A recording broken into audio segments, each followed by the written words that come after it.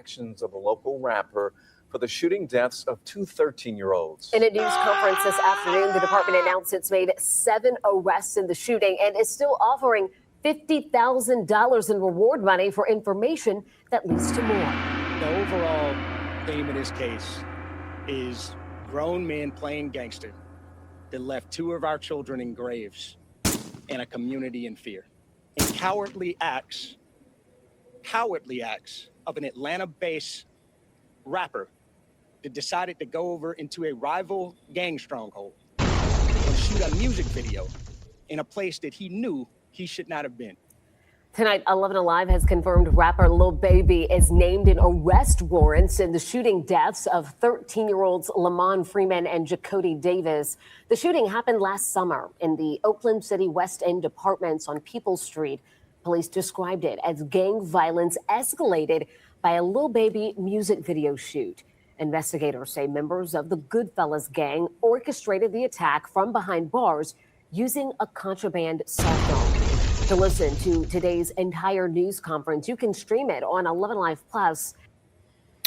Damn, now that's crazy. But the thing is, I'm doing my research on this one because this one just popped back up. So did someone come in and get the 50,000 and drop the police department some type of crucial information? Because this happened in 2024.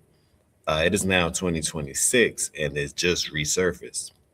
It just resurfaced. What y'all think going on? Now, the way I see it is Lil Baby been moving very strategically, and this is all allegations, right? Because you can't really blame somebody for, I mean, he wasn't directly responsible, but he probably had allegedly, he had some type of influence by doing a video in the op neighborhood, like shots wasn't going to go off, right? Because that's a sign of disrespect if you want to look at it that way.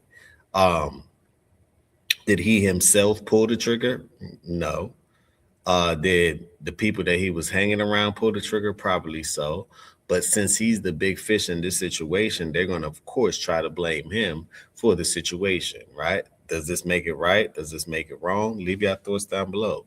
I really want to know what you think. Another episode of the Gossip Galore Show. Gossip Galore news. Let's get into it. Because this just resurfaced. And I'm like, damn, I thought this was swept under the rug. And not saying that it should be. Blessings go out to the teen's family, because who wants to lose a kid to gun violence, right? To street violence. No parents wish to actually go through that.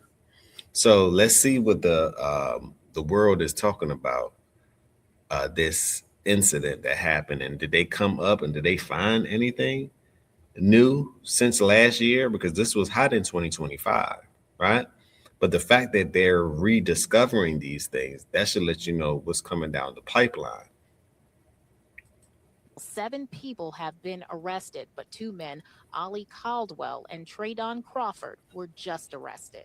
First, APD put his name in the news, tying him to the Spark Street murders. Then the state opposes bond. We argue that there was no evidence of his guilt at all during a preliminary hearing that went on for a month. We eventually secured a bond, but he was on house arrest. Finally, over a year later, the state agreed it didn't have the evidence and declined to even indict the case. Okay. Our thoughts are with the families of the victims of the tragic shooting, but we are grateful the justice system worked and my client is finally released.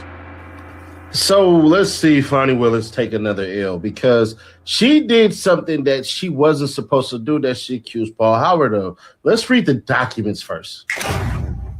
In the Superior Court of Fulton County, State of Georgia versus. So they try to blame him for doing these things, right? And the case basically got dismissed. That's what I was thinking. Like, how could you blame him? Maybe, well, they say you are who you hang around, and sometimes what your crew do, even if you have nothing to do with it, and even if you're just in the facility, you're going to get blamed for it. Why? Because you're the big fish in that situation. So you got to be careful on what you surround yourself with if you're trying to climb the ladders and get to where you need to go in the music or in any industry in your career. If you want to be super successful, sometimes you have to cut ties with your old self. And that may be hard to do, especially in the music world where you glorify sex, you glorify drugs, you glorify um, guns, violence. It's glorified. So at the end of the day, you're kind of going to be around that. Well, some are, right? Some are. It depends. Some decides to get rid of those things and actually just rap about it instead of actually being in direct line with it. Ali Caldwell, decision of district attorney to decline to prosecute defendant. Comes now. Fonnie T. Willis, district attorney of Atlanta Judicial Circuit, state of Georgia, and shows this honorable court the following. The facts of this case have been reviewed with the arresting officer, and although it appears that probable cause may have existed for the defendant's arrest, the decision of the district attorney at this time is to not present the above referenced defendant's case to the grand jury. The reasons for this decision are as follows. Legal and factual considerations to include, but are not necessarily limited to, insufficient evidence to prove this case beyond a reasonable doubt. And there you have it. There was a lot of doubt in this situation. To me, they was just trying to blame. I think the same thing that they did to Young Thug. They really didn't have that much evidence on him, but the fact that he was the biggest fish in the situation, a lot of people got paid. A lot of people got money to actually investigate. Fonnie Willis, she was doing some illegal things as well. So the whole case was corrupt. Y'all seen what happened to Little Woody. So that should let you know, hey, obviously Atlanta ain't playing by the rules.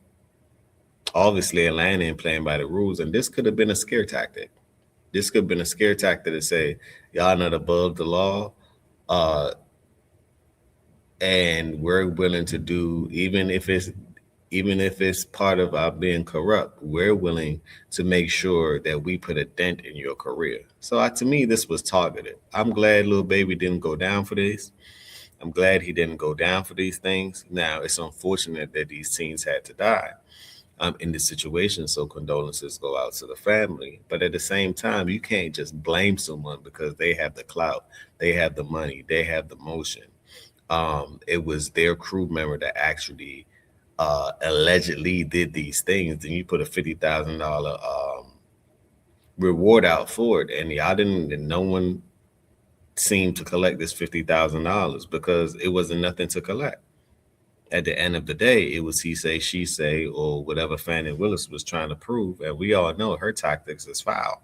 So I'm kind of glad this man is free and he didn't go down for these petty things, you know? Word. That's why it's always funny when y'all read the headlines. When we read stuff like this, that's what always gets us. Decision of district attorney to decline to prosecute